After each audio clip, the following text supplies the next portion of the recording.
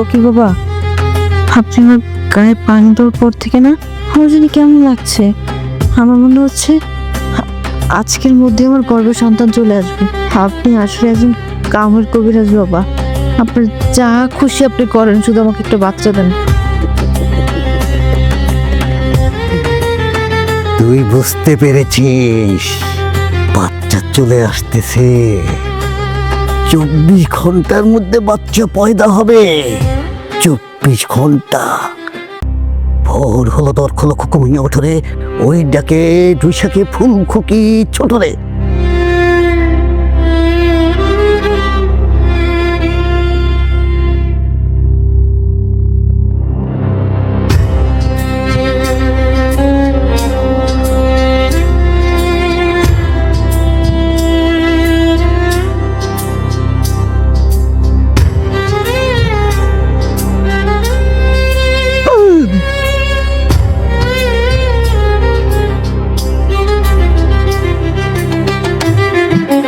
শিবখান তিনটা তিনজন মাল্লা, চৌপর 3 ঘর দিয়ে তোর পাল্লা।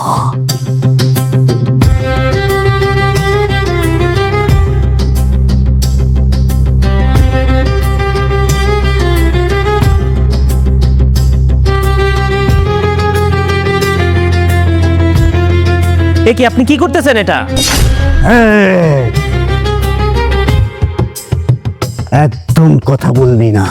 তোর না বাচ্চা দরকার? 24 ঘন্টার মধ্যে বাচ্চা পয়দা করব।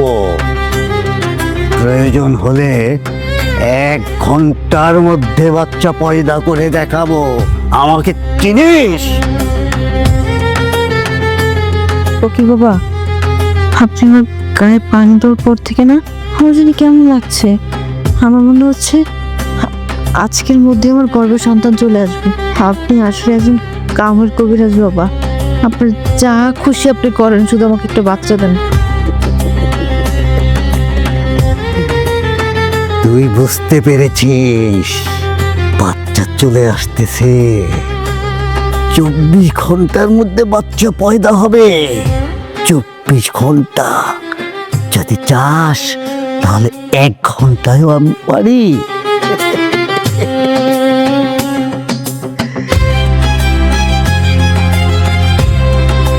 ভোর হলো ভোর খোলো কুকুরে উঠরে, ওই ডাকে তুই শাখে ফুল খুকি ছোট রে।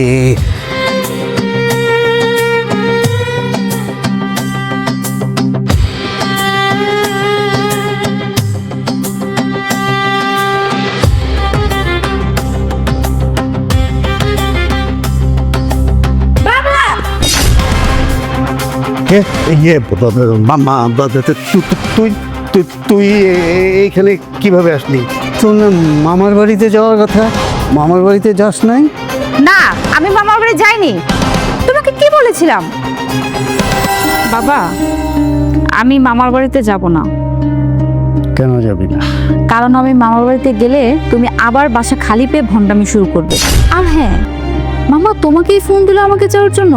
কই, এত বছর হয়ে গেল মামা তো আমাকে একদিনও ফোন দিল না। বললো না যায়, সবার সাথে মজা কর, ঘুরে যা, কদিন থেকে যা। আমাকে ফোন না দিয়ে তোমাকে ফোন দিল। আমি তো বলে দিয়েছি তোকে, আমি এগুলো সব ছেড়ে দিয়েছি। আর বাসা খালি থাকবে মানে আমি আছি না বাসায়? আর তোর মামা আমাকে ফোন দিয়ে বলছে তোকে যাওয়ার জন্য। তুই বিশ্বাস করতে পারছিস না? জনে জনে কি ফোন দিয়ে বলতে হবে নাকি? তোকে আবার ফোন দিয়ে বলবে কেন? আমাকে বলছে, তোর বাবা তোকে বলছে, তুই বিশ্বাস করতে পারছিস না? তোর মামাকে যদি এখন তুই ফোন করে আবার জিজ্ঞেস করিস, সে বিষয়টা অন্যভাবে নেবে না? যে দেখো ভাগ্নি দুলাভাইকে বিশ্বাস করতে পারছে না। বাবা, তুমি তো আসলে বিশ্বাসের যোগ্য না।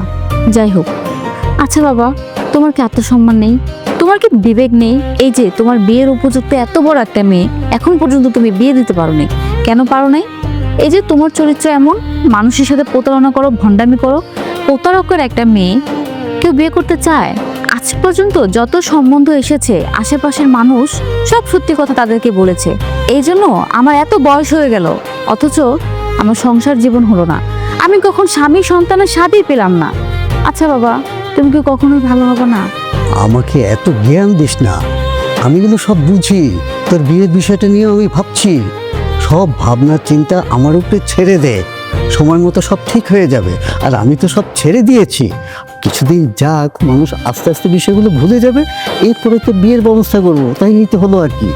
সেটাই, আস্তে আস্তে মানুষ ভুলে যাবে তখনই যখন তুমি আসলে সবকিছু ছেড়ে ভালো হয়ে যাবে, নামাজ কালাম পড়বে তখন। আচ্ছা, আমি মামার বাড়িতে যাচ্ছি, কিন্তু আমি যেন শুনি না তুমি আবার আগের কাজগুলোই করেছো। তুই এখন এত কথা না বলে তুই তোর মামার বাড়িতে চলে যা, ব্যাস যা। আচ্ছা ঠিক আছে।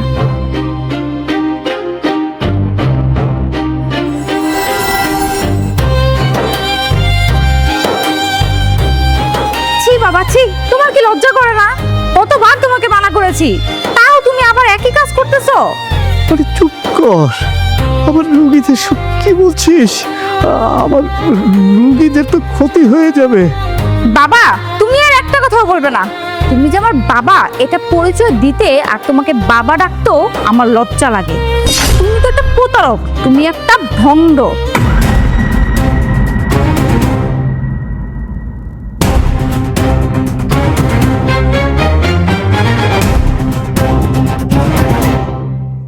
যারা তোমার কাছে আসে জানো কত আশা নিয়ে আসে, আর এসে তোমার মতন ভণ্ড লোকের কাছে প্রতারিত হয়ে যায়।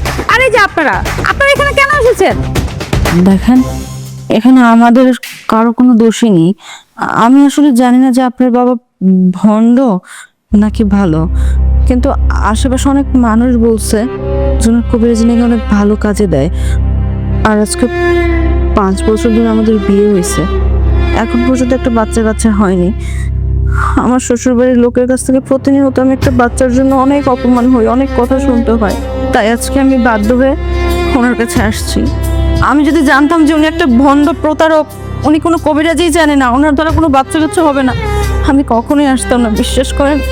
ভাই আপনাকে বলছি, আপনাকে দেখে তো মনে হয় আপনি শিক্ষিত, কিন্তু আপনি আপনার বইয়ের মতো একই বইটা কিভাবে করলেন? দেখুন, অনেক ডাক্তার কবিরাজ দেখিয়েছি, আমাকে বিদেশেও নিয়ে গিয়েছি, কিন্তু কোনো লাভ হয়নি। কি করব বলেন? নিরুপায় হয়ে আপনার বাবার কাছে এসেছিলাম, কিন্তু এই ভণ্ডটা যে এরকম কাজ করবে আমি বুঝতে পারিনি। আমরা সংসার করি 5টা বছর হয়ে গেছে, এখন পর্যন্ত আমাদের একটা বাচ্চা হয়নি। আমার ফ্যামিলির কাছ থেকে ওর অনেক কথা শুনতে হয় বাচ্চার জন্য, তাই নিরুপায় হয়ে এই মানুষটার কাছে এসেছিলাম। আসলে আমি বুঝতে পারিনি আমরা যে এত বড় একটা ভণ্ড লোকের কাছে এসেছিলাম। আপনি না আসলে না আমরা অনেক বড় ভুল করে ফেলতাম। আর শুনেন, আপনার বিরুদ্ধে কি ব্যবস্থা নিতে হয় সেটা আমি দেখে নিব।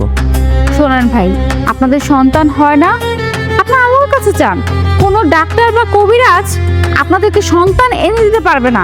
আরে ওনার যদি এত ক্ষমতায় থাকতো, এই যে আমি বিয়ের উপযুক্ত একটা মেয়ে, আমাকে বিয়ে দিতে পারতো। কই, আমার বাবা তো সেটাই করতে পারে নাই। যার ঘরে এত বড় একটা বয়সী কুমারী মেয়ে, যে নাকি নিজের মেয়েকেই বিয়ে দিতে পারে নাই, সে আপনাকে সন্তান এনে দিবে? ভাই যত যাই করেন, না জেনে শুনে কোনো প্রতারকের দ্বারা আর শিকার হবেন না। আমরা তাহলে এখান থেকে আসি, চলো। মারে, আমি একটা সময় আয়ের কোনো পথ পাচ্ছিলাম না, খুব কষ্টের দিন কাটছিল।